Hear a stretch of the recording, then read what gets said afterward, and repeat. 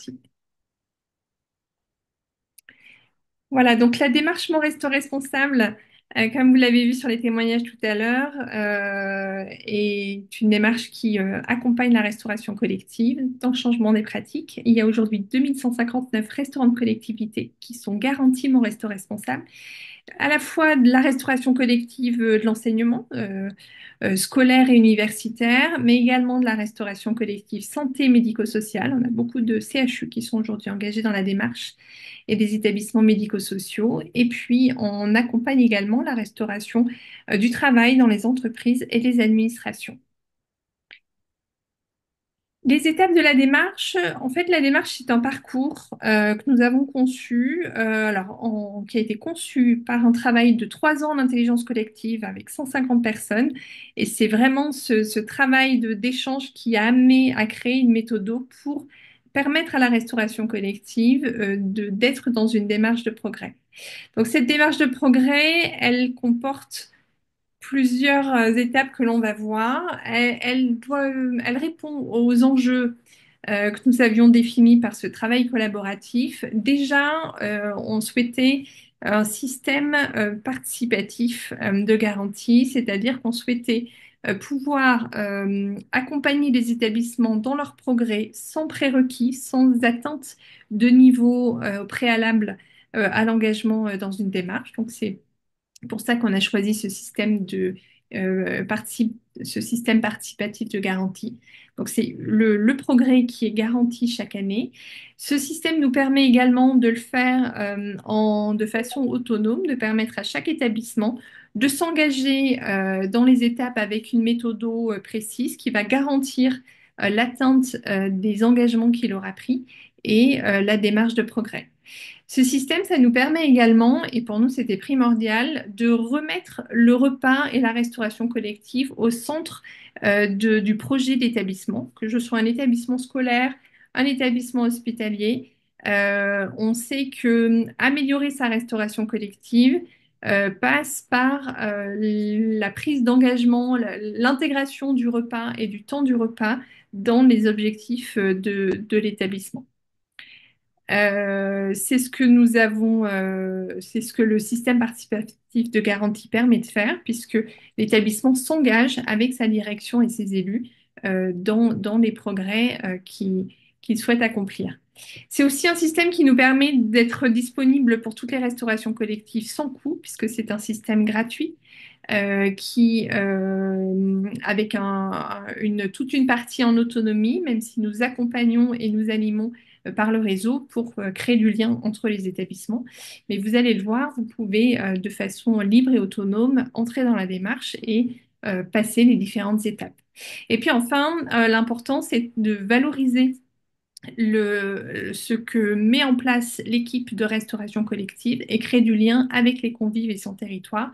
Et toute la méthode de la démarche permet de faire savoir ce qui est fait. C'est ce que vous avez vu tout à l'heure avec les témoignages de la mairie de Toulouse et du Crous de Toulouse, et également de le faire savoir aux convives dans l'établissement, mais aussi par la méthode, et de le faire savoir aux parties prenantes de son territoire.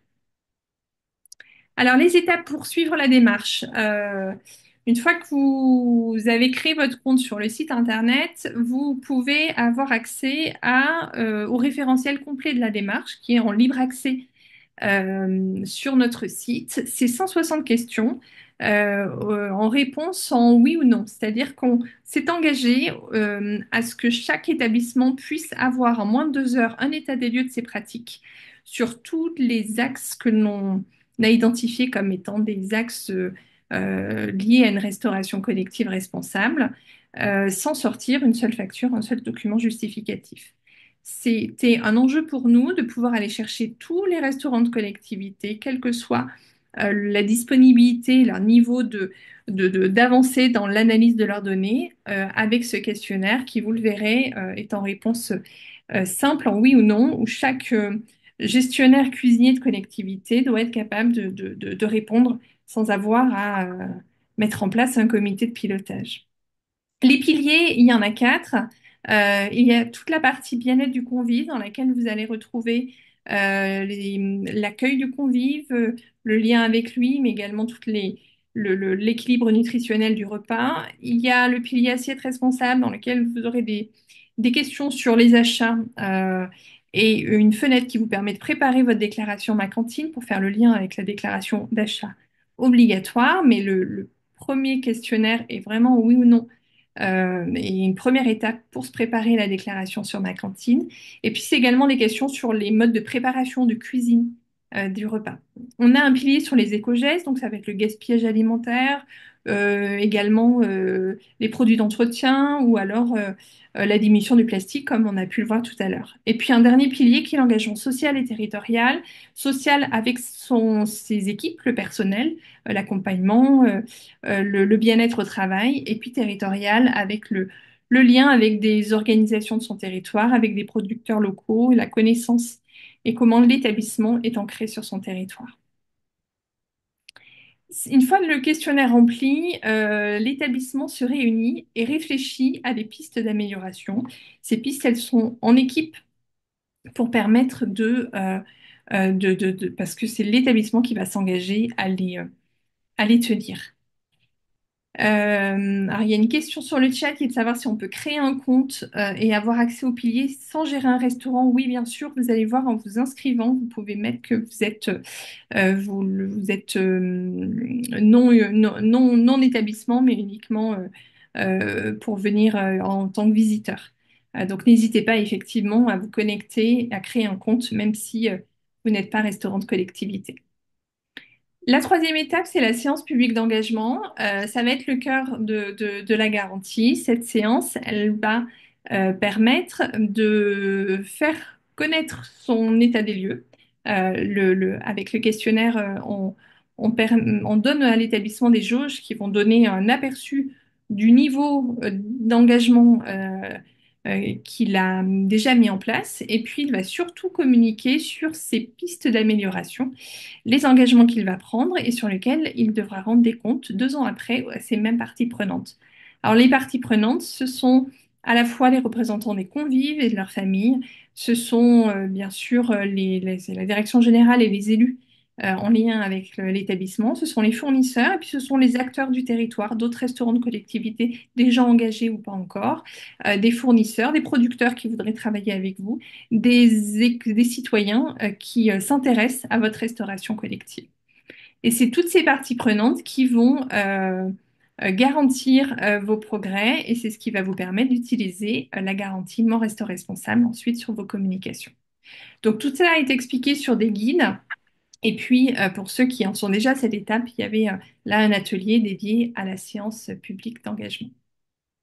Donc, vous allez voir des photos de ces séances publiques. Elles sont d'ordre différent parce qu'elles ressemblent aux établissements. Elles sont organisées en interne par chaque établissement avec des documents et des guides que nous mettons à disposition. C'est aussi un moment clé pour faire connaître sa cuisine à ses convives.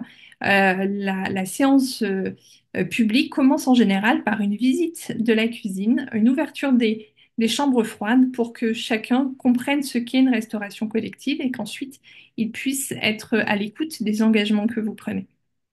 Ça permet par la suite d'avoir cette garantie, ce diplôme qui sera affiché et qui vous permettra de communiquer à vos convives, une garantie qui est à renouveler tous les 2 ans. Et en dehors de l'ensemble des acteurs présents sur cette séance, ce sont 2 témoins qui vont garantir la bonne application de la méthode. Voilà, ce sont des conditions nécessaires pour pouvoir s'assurer qu'on est bien dans une garantie participative. Le renouvellement va se faire tous les 2 ans.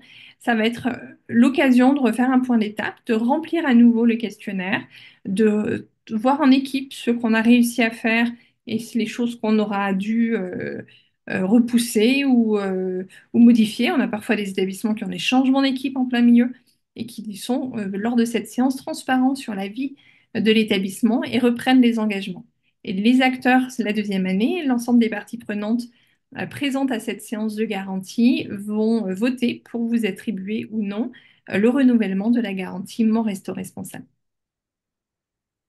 Alors, vous avez peut-être des questions avant que nous allions voir ensemble sur le site internet comment créer votre compte et comment démarrer dans la démarche.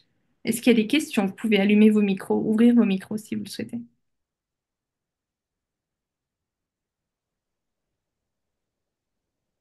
Non, pas pour l'instant. Alors, je vais continuer sur vous montrant. On va regarder ensemble le site internet, comment créer votre compte et comment ça se passe réellement sur le site pour passer sur chacune des étapes de la démarche. Donc, le site internet, c'est monrestoresponsable.org. Euh, alors, je vais juste prendre le temps d'ouvrir la fenêtre pour le faire en même temps avec vous. Donc, n'hésitez pas si vous souhaitez le faire en même temps sur votre ordinateur. Comme on l'a dit, la démarche est gratuite, donc vous ne risquez rien à créer votre compte. Et puis, vous pouvez le faire en tant que restaurant de collectivité ou, si vous le souhaitez, en tant qu'observateur ou accompagnateur de la restauration collective. Alors, je vais juste vous partager mon nouvel écran avec le site internet. Voilà. Donc, sur le site internet monrestoresponsable.org, vous pouvez vous inscrire. On a fait un bulletin d'inscription le plus rapide possible pour que ce ne soit pas un frein à la création d'un compte. Donc, avec simplement nom, prénom, email, mot de passe, vous créez et puis vos coordonnées pour nous permettre de vous contacter si vous aviez des questions ou des soucis de connexion. Et ça vous permet ensuite d'arriver directement à un compte. Alors, je vais aller directement sur mon compte. Voilà. Lorsqu'on crée un compte, on peut déjà créer plusieurs niveaux. On peut être soit restaurant de collectivité et on a un compte avec un seul restaurant, soit comme moi ici, je suis un grand compte, c'est-à-dire que je peux être un coordonnateur de plusieurs restaurants de collectivité. Dans ce cas, je vais avoir accès en tant que superviseur aux fiches de l'ensemble des restaurants. Et puis sur chaque établissement, sur chaque restaurant, je vais pouvoir inviter des collaborateurs qui vont être amenés à remplir avec moi le questionnaire d'auto-évaluation. Alors, il y a une question sur le chat justement, lorsqu'on est en gestion concédée, comment allons-nous faire? Euh, c'est à vous, en fait, donneur d'ordre, de créer d'abord votre compte. On ne garantit pas la société de restauration, mais on garantit le lieu de consommation du repas, le restaurant de collectivité, quel qu'il soit. Hein. Je dis restaurant, mais si c'est un hôpital, une école, un EHPAD ou un restaurant d'entreprise, voilà, chaque lieu de consommation du repas peut être garanti. Dans ce cas-là, vous créez votre compte et puis vous allez inviter en collaborateur la société de restauration à qui vous achetez les repas ou qui peut-être produit les repas dans votre propre structure. C'est avec eux et avec chacun d'entre vous, vous allez pouvoir remplir l'évaluation de son restaurant. Alors l'évaluation, je vous le disais, elle est faite en question en oui ou non pour permettre de faire bouger les jauges. Donc vous retrouvez les 4 piliers dont j'ai parlé tout à l'heure et vous avez des questions, on va les regarder, très simples, en oui ou non, avec une progression dans le niveau des questions qui permet d'être dans une méthode d'amélioration. La première question, par exemple, est-ce qu'il existe un outil pour recueillir des remarques avec les convives, livres d'or ou autres? Oui. Est-ce que le personnel est incité à engager un dialogue avec les convives? Donc, vous voyez, on va à chaque fois sur un niveau supplémentaire. Ce qui fait que sur certaines questions, c'est les questions d'après qui vont vous permettre de peut-être imaginer les engagements que vous allez pouvoir prendre pour aller plus loin dans votre établissement. Donc, il y a comme ça sur chaque pilier des grands thèmes avec à chaque fois des questions pour commencer, pour aller plus loin et pour être au top, qui sont en fait des degrés d'avancement un peu différents. Pour l'assiette responsable, c'est là où c'est peut-être le plus compliqué d'être sur ce modèle-là, mais on s'est adapté à ce que les cuisiniers étaient capables de nous donner comme réponse quand on a fait les tests, et ça a donné ce formulaire. C'est-à-dire qu'on a identifié pour chaque produit alimentaire les principaux produits achetés dans les établissements, et puis on demande à chaque fois, pour les pommes, est-ce que j'achète des pommes bio? Ben oui. Plus ou moins de la moitié de mes achats sont en bio pour les pommes. Et ça, c'est des choses, des questions auxquelles tout chef de cuisine sait répondre du tac au tac, parce qu'on est dans le concret, on est dans ce qu'il vit au quotidien. On posait même question pour les critères Egalim, en dehors du bio. pour les autres pratiques responsables. Et puis dans notre référentiel, on a des questions sur la proximité. Donc ça, c'est en dehors des objectifs Egalim. Mais effectivement, est-ce que mon produit est français? Est-ce que mon produit est local? Et on a pris la définition de 150 km.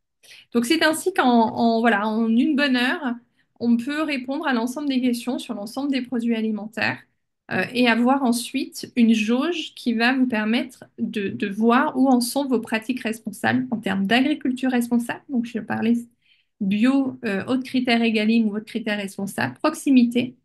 Et puis ensuite les questions sur lesquelles je suis passée un peu vite, qui sont sur le mode de transformation de cuisine des plats. Est-ce que je travaille des produits bruts? Est-ce que je mets régulièrement à jour mes recettes? Est-ce que j'exclus les OGM? Voilà, toutes ces questions-là font partie du référentiel.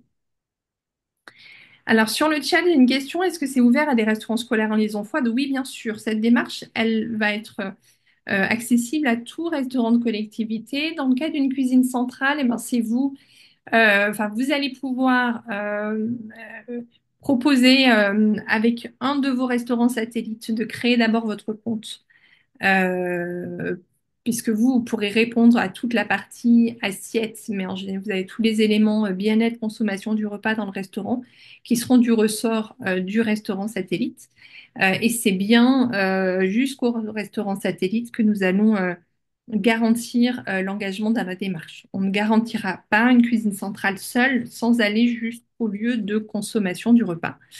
Mais on a des adhérents qui sont Restocos qui sont engagés dans la démarche et qui sont voilà, des cuisines centrales et qui ont fait engager des communes qu'elles livraient sur les repas parce que la séance d'engagement a lieu sur le restaurant et non pas uniquement dans la cuisine centrale. Je ne sais pas si ça répond à votre question. Si vous voulez compléter oralement, n'hésitez pas.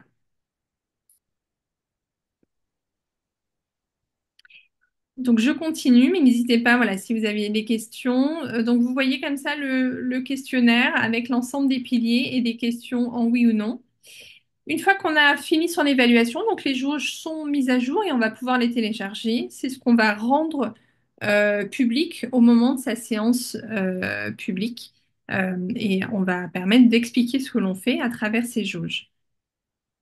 J'en parlais tout à l'heure, on a rajouté cette fiche indicateur Egalim qui peut vous permettre de préparer votre déclaration Ma Cantine pour préparer vos données en cours d'année et pouvoir venir les chercher là si vous avez besoin au moment de faire votre déclaration.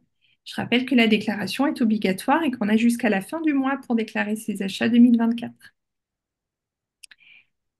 Donc, une fois qu'on a fait cette évaluation, vous allez être invité à prendre des engagements. Alors, pour pouvoir prendre des engagements, il faut avoir fini son évaluation, ce qui semble assez logique.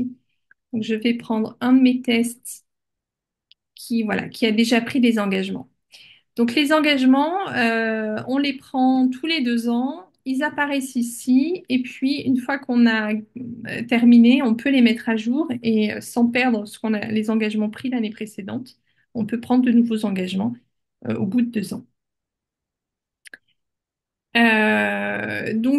On fait des propositions d'engagement qui existent ici, qui permettent de rappeler les objectifs Egalim et de suggérer aux établissements de prendre des engagements sur ces objectifs. Mais chaque établissement peut complètement rédiger son engagement ici. On propose qu'il y ait 8 à 12 engagements sur l'ensemble des piliers. L'enjeu est de surtout prévoir des engagements qui sont mesurables et sur lesquels vous pourrez rendre des comptes au bout de 2 ans.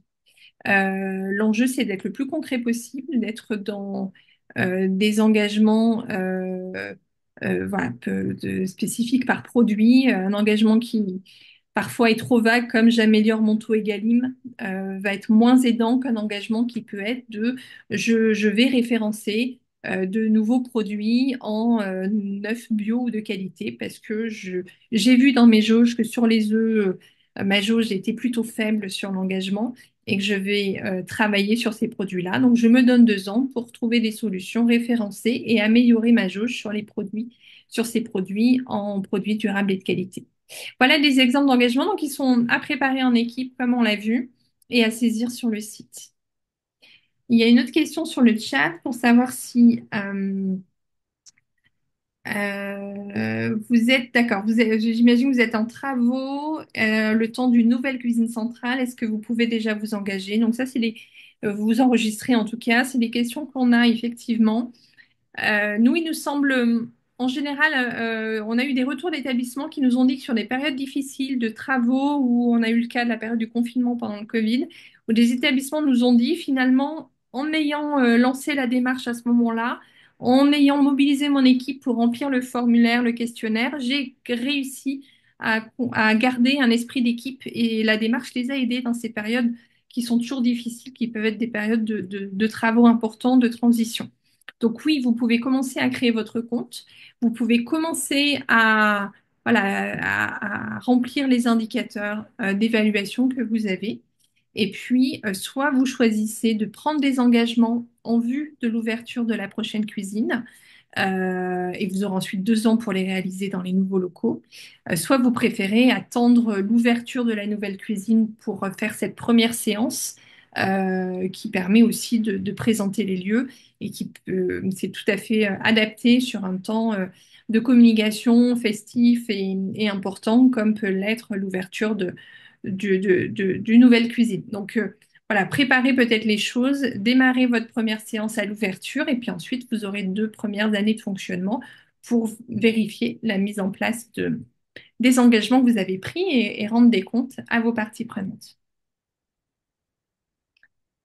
Voilà sur les engagements. Alors la séance publique, voilà, une fois que vous avez pris les engagements, la première des choses à faire, ça paraît simple, mais c'est souvent le plus difficile, c'est de programmer sa séance publique.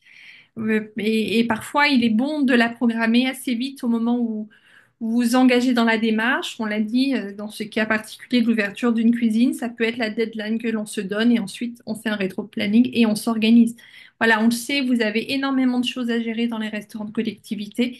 Le quotidien est très prenant, donc cette méthode, elle est là pour vous permettre d'avoir des temps forts de points et pouvoir rendre des comptes sur tout ce que vous mettez en place au quotidien et prendre un peu de recul et se rendre compte de la démarche de progrès et des avancées qui ont vraiment eu lieu et pouvoir en rendre compte à vos convives et à vos parties prenantes.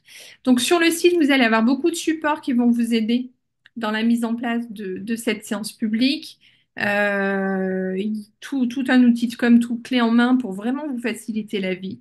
L'important, c'est de mettre la date dès que vous l'avez ici parce que ça nous permettra à nous de vous accompagner. Voilà, ça soit pas sur ce site-là, mais en fait, l'équipe voit à des alertes à chaque fois que vous franchissez une étape et elle peut vous envoyer un mail de soutien, vous faire des propositions, vous mettre en lien avec des restaurants déjà engagés si on sent que vous calez ou vous avez besoin de partager avec d'autres collectivités. Voilà, je ne vais pas aller plus loin sur cette séance-là, mais il y a tout un guide, il y a des webinaires et puis des enregistrements qui vous permettent d'en savoir plus. Ce qui est peut-être important également, c'est de préciser que sur ce site, ben, une fois que vous êtes engagé et vous avez 2 ans pour tenir vos engagements, on a souhaité référencer dans cette partie-là les ressources et solutions et les appuis de terrain qui existent et que sur vos territoires ou au niveau national. Donc au niveau des ressources, on a organisé ça par piliers pour être en lien avec vos engagements Mon Resto Responsable. Si je suis sur une assiette responsable, quelles sont mes ressources pour améliorer mes achats durables et de qualité? Ben, vous avez là toutes les ressources, enfin en tout cas celles qu'on a référencées, qui sont celles de ma cantine, d'interprofession, d'acteurs d'associations, d'acteurs qui ont participé à un moment donné à la création de la démarche Mon Resto Responsable et que dont nous avons référencé les outils. Ce sont des outils qui sont en libre accès et qui sont gratuits. Et puis, on a référencé également les appuis terrain, c'est-à-dire sur la région dans laquelle je me trouve, quels sont les acteurs qui font déjà de l'accompagnement des restaurants de collectivité. Et là, de nouveau, en mobilisant ce réseau qui a participé à la création de la démarche, on a référencé les coordonnées d'acteurs qui savent vous accompagner. Voilà, nous, la démarche, c'est vraiment un guide, une méthode, et l'enjeu pour nous, c'est de créer du lien avec ceux qui ont des solutions à vous apporter sur le territoire et qui peuvent vous accompagner. Voilà, je vais juste revenir sur le diaporama sur les derniers éléments et puis pouvoir écouter si vous avez des questions. Je suis peut-être allée un petit peu vite sur la présentation de la démarche. Hop, alors attendez, j'ai un petit problème peut-être avec mon diaporama. Vous allez me dire si vous le voyez. Oui, j'ai l'impression que oui. Donc, on a vu sur le site internet. Donc, n'hésitez pas à créer un compte d'accès. Et puis, je voulais voilà, finir sur nos interlocuteurs pour vous accompagner dans la démarche. Donc, il y a aujourd'hui trois chargés de mission qui accompagnent le déploiement de la démarche dans les établissements. Patrice Ravenot pour toute la partie grand quart nord-ouest de la France, Sophie Éclaircie pour la partie est, et puis Virginie Bernardi pour la partie sud, mais également pour les DROMCOM que nous allons accompagner, en particulier les Antilles et la Guyane, sur lesquels nous avons un programme d'accompagnement plus important cette année grâce à l'appel à projet du ministère de l'Agriculture et de la Santé.